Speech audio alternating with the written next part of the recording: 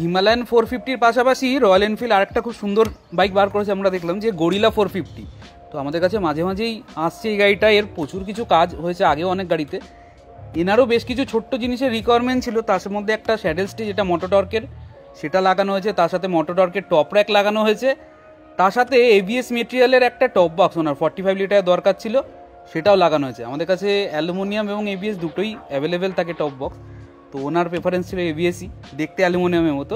তার সাথে গ্র্যান্ড পিস্টপের ওয়াটারপ্রুফ হোল্ডার প্লাস এইচজিজির লাইট, এগুলো তো লাগানো হয়েছে। তার সাথে এই গাড়িটা পিপিএফও হবে আমাদের কাছে। তো এরকম মডিফিকেশান যেগুলো রিকোয়ারমেন্ট থাকে একটা বাইকে, যে ট্যুরিংয়ের জন্য হোক, ডেলি কমিটিংয়ের জন্য হোক, সেটা আমাদের বিশ্বরপাড়ার আউটলেটেও হয়, বাঘাযতীন আউটলেটেও হয়। তো কারোর যদি মনে হয় যে যে কোনো বাইক আছে তার পিপিএফও কোনো কাস্টম রেডিমেড যাই মডিফিকেশান হোক সেটা করার আছে, তাহলে বিশ্বপাড়ার আউটলেটে একবার যোগাযোগ করতে পারো। এখানে বাইকের ইচ অ্যান্ড এভরিথিং সব কিছুই হয় আমাদের কাছে, যার যেটা রিকোয়ারমেন্ট সেই স্পেসিফিক হয়।